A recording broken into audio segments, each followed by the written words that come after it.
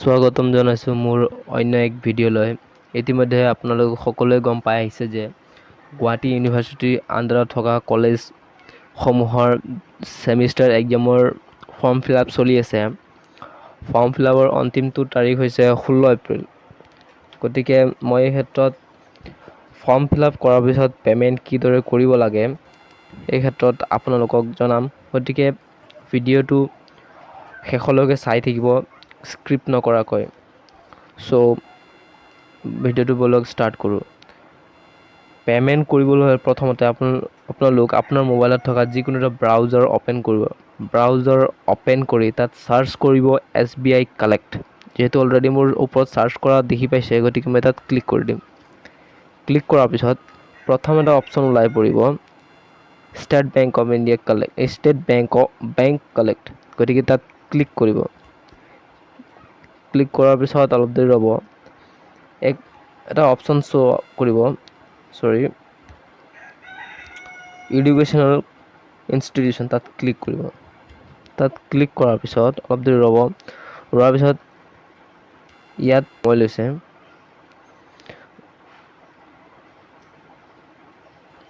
এটা অপশ্যন দেখিব পাব চিলেক্ট ফৰ এডুকেশ্যনেল ইনষ্টিটিউশ্যন। তাত আপোনালোকৰ কলেজৰ নামটো চাৰ্চ কৰিব। মই কলেজৰ নামটো চাৰ্চ কৰিম। চৈয়দপুৰ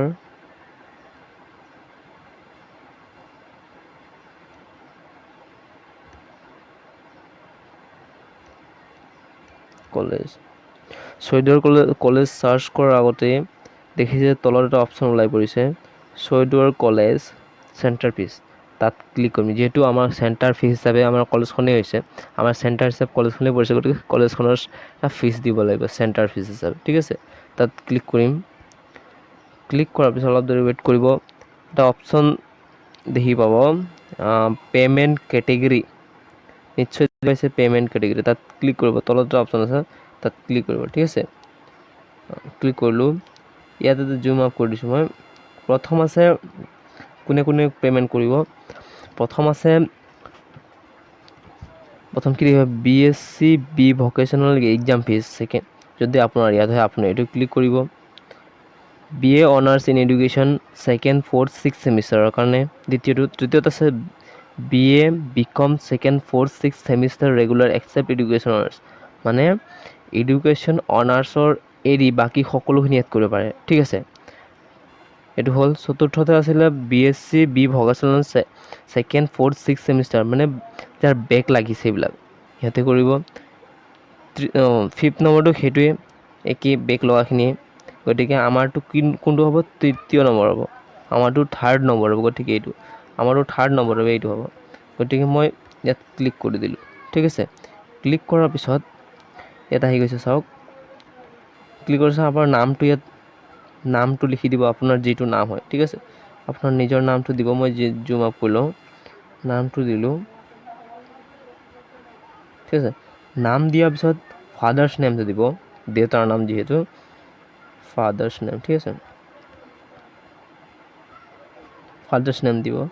তাত মোবাইল নাম্বাৰ দিব। ঠিক আছে, ইয়াত দিব মোবাইল নাম্বাৰ, যিহেতু মোবাইল নাম্বাৰ বুলি আহিছে, মোবাইল নাম্বাৰ দিব।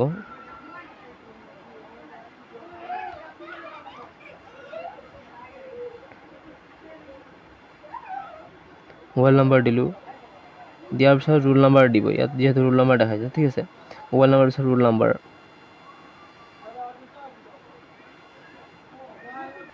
নাম্বাৰটো দিব আপুনি গুৱাহাটী ইউনিভাৰ্চিটিৰ ৰোল নাম্বাৰ হয়। ঠিক আছে, গুৱাহাটী ইউনিভাৰ্চিটিৰ ৰোল নাম্বাৰ হয়।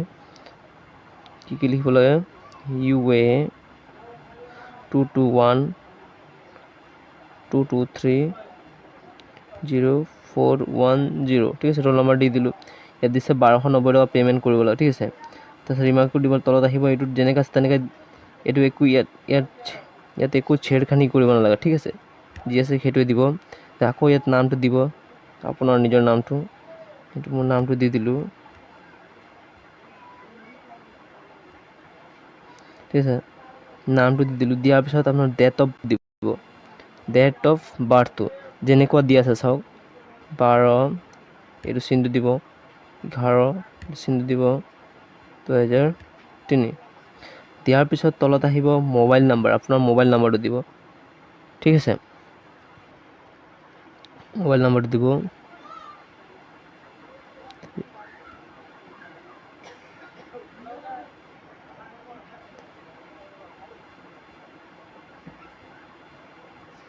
মোবাইল নাম্বাৰটো দিব। তাৰপিছত তলত আহিব ইমেইল আইডি নিদিলেও হ'ব। তলত আহিব কেপচা ফিল কৰিব দিব। তলত আহিলে কেপচাটো দিছে, কেপচা ফিল কৰিব দিছে, ঠিক আছে। চৰি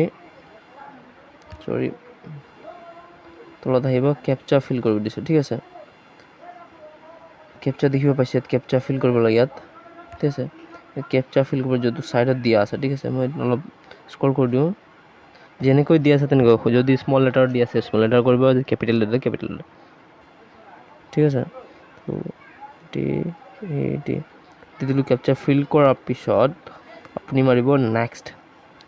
আপুনি মাৰিব নেক্সট। এই নেক্সটৰ বটনটোত ক্লিক কৰিব, ঠিক আছে। নেক্সট বটন ক্লিক কৰাৰ পিছত please read and accept the terms and condition, ঠিক আছে। ইয়াত অ'কে ক্লিক কৰিব। অ'কে ক্লিক কৰাৰ পিছত কিবা এটা ভুল হৈ আছে, ঠিক আছে। ইয়াত টিক এটা দিব পাহৰিছিলোঁ আমি। ইয়াত টিক এটা দিব পাহৰিছিলোঁ, ঠিক আছে। ইয়াত টিক এটা দি দিওঁ। টিক দি দিলোঁ, নেক্সট দি দিলোঁ। নেক্সট দিয়াৰ পিছত মোৰ ডিটেইলখিনি আহি গৈছে, ঠিক আছে। ইয়াত মই কি কৰিম,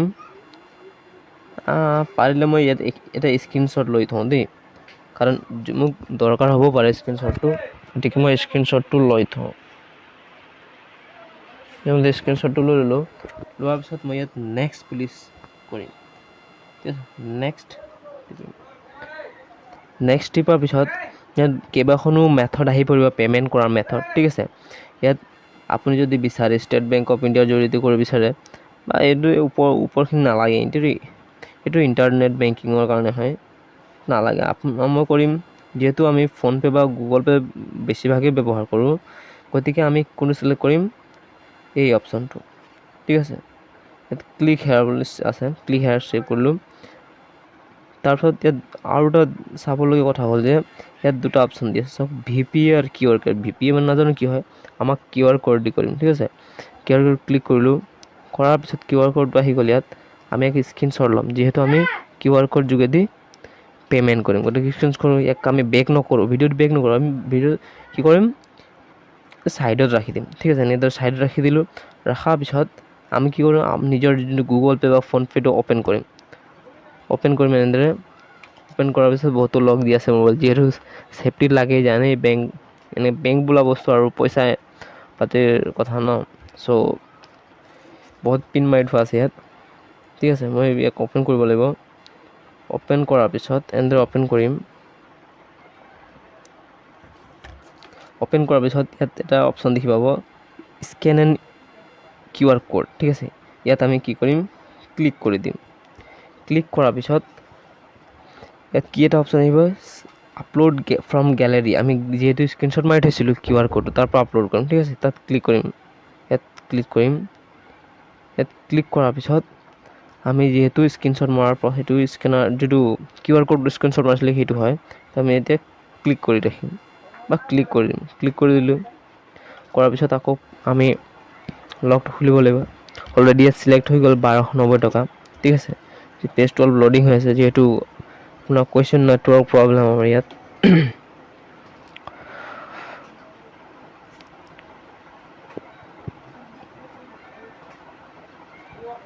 পে'মেণ্টৰ অপশ্যনটো আহি পৰিছে, গতিকে পে'মেণ্ট ক্লিক কৰিব। ক্লিক কৰাৰ পিছত যিটো আপোনাৰ গুগল পে' বা ফোনপে'ৰ যিটো পাছৱৰ্ড, এই পাছৱৰ্ডটো দিব, পিন যিহেতু কয়। ছেট কৰি দিলোঁ। ছেট কৰাৰ পিছত ৰ'ব, পে'মেণ্ট হ'ব। পে'মেণ্ট হৈ গ'ল, যিহেতু এতিয়া আমি ডান কৰিলোঁ। তাৰপিছত আমি যিটো প্ৰচেছ আছিলে তাত গুচি যাম। তাত ক্লিক কৰিম। ক্লিক কৰি যিহেতু পে'মেণ্ট হৈ গ'ল, ইয়াত অলপ সময় ৱেইট কৰিব, ঠিক আছে। ৰিফ্ৰেছ নকৰিব, অলপ সময় ৱেইট কৰিব, নিজে নিজে হৈ যাব। ইয়াত হৈ যাব বাৰু, নিজে নিজে হৈ গ'ল, যিহেতু দেখিছে। এতিয়া তলত অপশ্যন আহিছে ডাউনলোড বুলি, ঠিক আছে। ডাউনলোড কৰিব বা প্ৰথমতে আপুনি স্ক্ৰীনশ্বট লৈ থ'ব, যাতে কোনো অসুবিধা নহয় ভৱিষ্যতে।